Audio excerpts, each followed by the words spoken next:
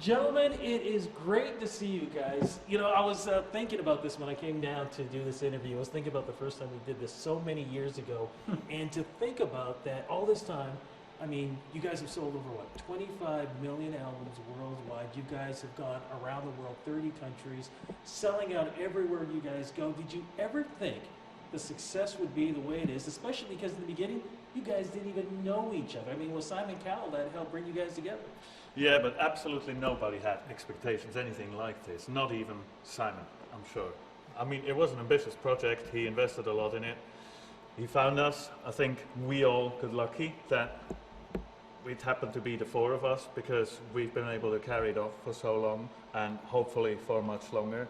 But no, it's beyond anybody's expectations, and we've just been having a great ride for almost 10 years now. Why do you think this worked? What was it about everybody here that made everything come together the way it did?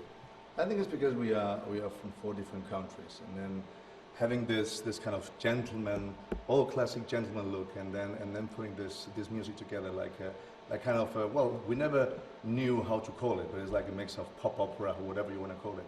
So I think it's really something special, and an interpretation of us four put it together. It's just be something unique.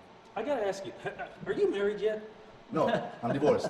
Divorced? Yeah. You're never planning on getting married again, are you? Well, I was really close to do it again. That was 3 years ago, and I didn't, and I ran away. So I'm still available, girls. No, the reason why I ask is I remember last time we were talking, and you were talking about what was it? The biggest underwear that was ever thrown over to you. Talk about that one again. It was a huge underwear, but I didn't get married to her, so I'm still available. As I said. You guys have had so many unique performances. I think one of the most special that we've seen was, of course, of Barbra Streisand. That's right. That was just kind of an amazing memory, you know, going into sharing the stage with her and singing, you know, duets with her and singing our own songs as well. That was giving us a chance that was incredible. You know, it's like singing with Tony Bennett and etc. This kind of generation. And I think, you know, when you see her delivering every night a performance, it's never the same. And that's what I find incredible. There's no one like that I find out there that is just as talented as Barbara. And she's just been the kindest person to us. When you have this kind of success and you're thinking about, well, it's time for a new album, do you think about the past when you're deciding to work on something new? I think there's an element of that goes on because, as we said before, was a great experiment 10 years ago where we were just kind of foraging our way, trying to figure out whose voices work with what, and when, and how, and how to share it, how to stack it. And so we've tried many times to kind of veer away from that, try and reinvent Il Divo, but every time we've done so, it just doesn't sound right, it doesn't feel right. So we are, you know, we're continually investigating new repertoire, because when we find new repertoire, this is when the different colors show up in our voices. When we hear and feel the different types of music. For example, the music theater has brought out loads of new colors that weren't there when we were singing just the strict pop songs.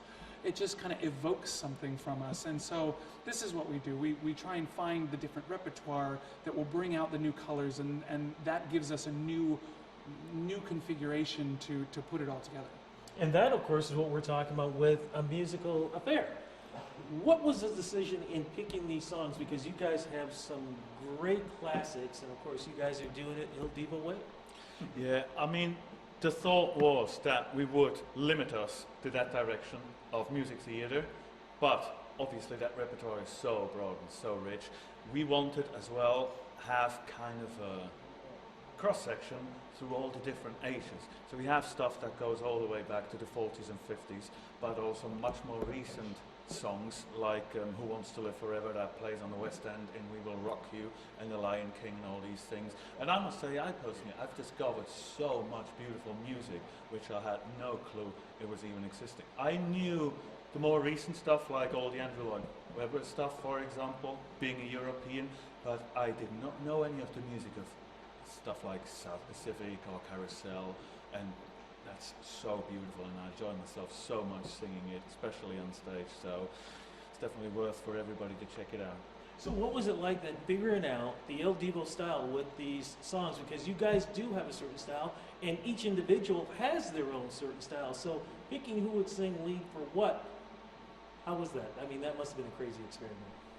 It was difficult, yeah, because obviously in the musical you cannot just take a harmony and just do it like we usually did with the pop songs.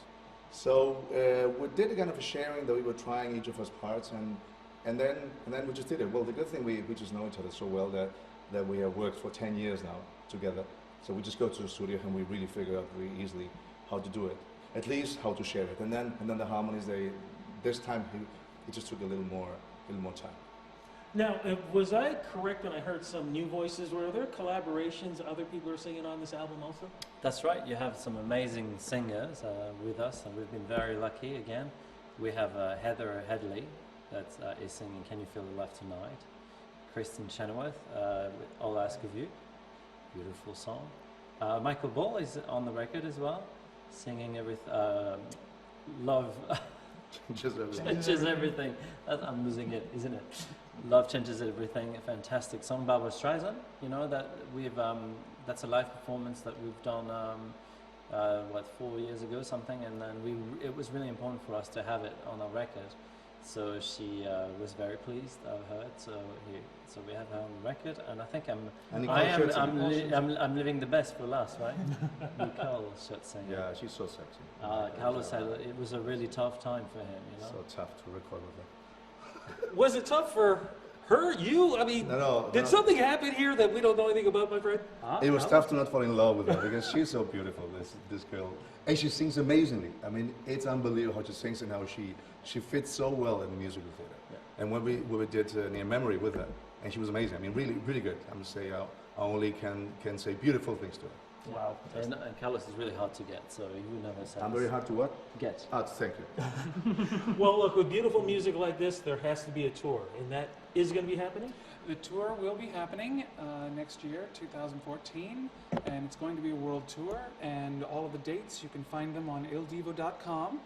And yeah, we're announcing them territory by territory. At this point, I know we've announced some of them. Yeah, I do believe Toronto. I don't check. No, that's okay. I do believe Toronto is going to be May 21st. That's right. correct. That's May it. 21st, yes. So in what? Toronto. So what kind of show is it going to be like?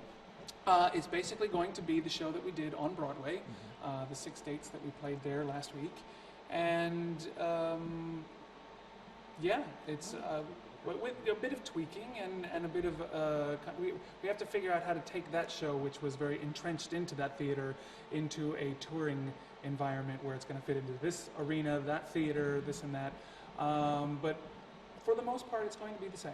Wow. There are probably performers as well. You know, hopefully, a nice lady coming with us to sing some songs that would be good. Oh my goodness! You know. So surprises are going to be happening. Yeah. Really good surprises. I mean, the musical theater singers and really big ones. Well, we cannot wait for this. Look, as we wrap this up, what can you say to your fans who have followed you after all these years, who have enjoyed your music, and just cannot wait to hear this new album? What would you like to say to them? Well, I'd like to say thank you to everybody, here in Canada especially, because Canada has been embracing us from the very beginning on so strongly. We've always felt great welcome, we felt very much at home and loved and liked here in Canada. Thank you very much, everybody. Check out our new album and our new tour next year. We've got a lot of beautiful, beautiful new music for you, and I hope you continue to like us. We love you. Fantastic. Gentlemen, thank you so much. Thanks so much. Pleasure.